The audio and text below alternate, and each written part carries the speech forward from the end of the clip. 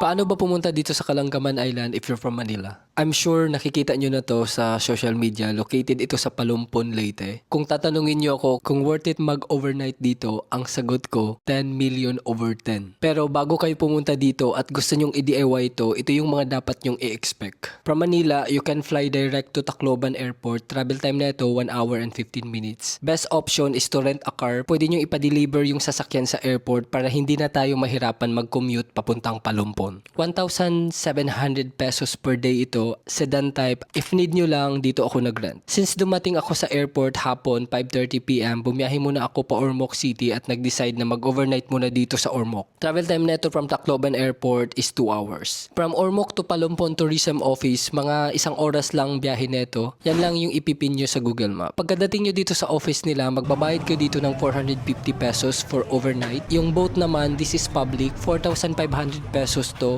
That time, 7 packs kaming mag-overnight. Binayaran ko lang dito is 600 pesos kasi hati-hati na lang kami sa 4,500. Travel time naman nito, mga 45 minutes. For overnight, 10 AM yung depart ng boat and the next day, 10 AM din kayo susunduin dun sa isla. And for the day trip naman, 6 AM ang depart ng boat at 2 PM naman kayo susunduin sa isla. Pwede kayo mag-rent ng tent sa isla mismo. This is 300 pesos. Pero if may tent kayo na maayos, mas better. May limit sa bisita dito kada araw kaya make sure nakapag-book na kayo ng slot sa website ng Palumpon. Lalo na pag weekend kayo pupunta dito. Ilalagay ko na lang dyan sa screen yung link kung saan pwede mag-book ng slot. If mag-overnight kayo, bili lang kayo ng mga ready-to-eat na foods for lunch, dinner, and breakfast. Sa isla, may tindahan naman na 24 hours bukas. May police HQ, may maayos na public washroom and toilets. Pero ang tanong kasi dito, if willing ka bang matulog sa tent? Ngayon may idea ka na paano pumunta dito sa Kalangaman Island, saan ka kukuha ng pera?